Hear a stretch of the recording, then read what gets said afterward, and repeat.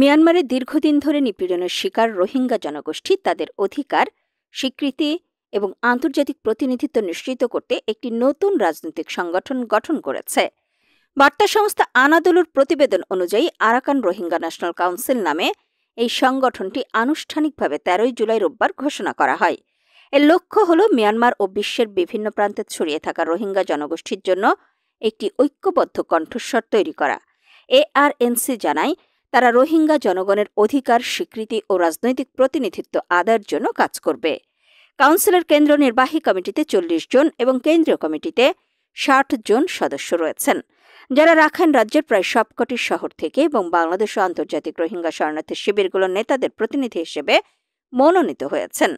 দশকের পর দশক ধরে চলা রাষ্ট্রীয় নিপীড়ন, বৈষম্য ও 2017 সালের সেনা অভিযানে সংঘটিত গণহত্যার পরিপ্রেক্ষিতেই এই সংগঠনের জন্ম বলে জানায় তারা। এই রাজনৈতিক প্ল্যাটফর্মের অন্যতম উদ্দেশ্য হল বিশ্বের বিভিন্ন দেশে বসবাসরত রোহিঙ্গাদের ঐক্যবদ্ধভাবে রাজনৈতিকভাবে সংগঠিত করা। বর্তমানে বাংলাদেশে 13 লাখেরও বেশি রোহিঙ্গা শরণার্থী অবস্থান করছেন, যারা 2017 সালে মিয়ানমারের সেনাবাহিনীর নির্যাতনের মুখে পালিয়ে এসেছেন।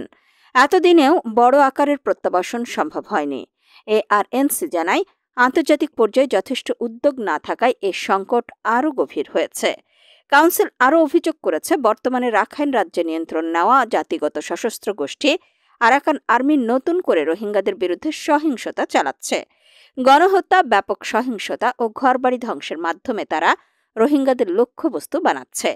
কাউন্সিলের দাবি, আরাকান আর্মির হাতে ইতোমধ্যেই 2500-র বেশি রোহিঙ্গা নিহত হয়েছে এবং আরও 1.5 লাখ রোহিঙ্গা সাম্প্রতিক মাসগুলোতে বাংলাদেশে পালাতে বাধ্য হয়েছে।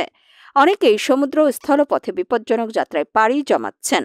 ARNC একে পরিকল্পিত ও কাঠামোগত গণহত্যা হিসেবে আখ্যা দিয়ে আন্তর্জাতিক সম্প্রদায়ের প্রতি দ্রুত ও কার্যকর হস্তক্ষেপের আহ্বান জানায়। তারা মনে করে, এই পরিস্থিতিতে নীরবতা আরও বিপজ্জনক পরিণতির দিকে রোহিঙ্গা জনগোষ্ঠীকে ঠেলে দিচ্ছে।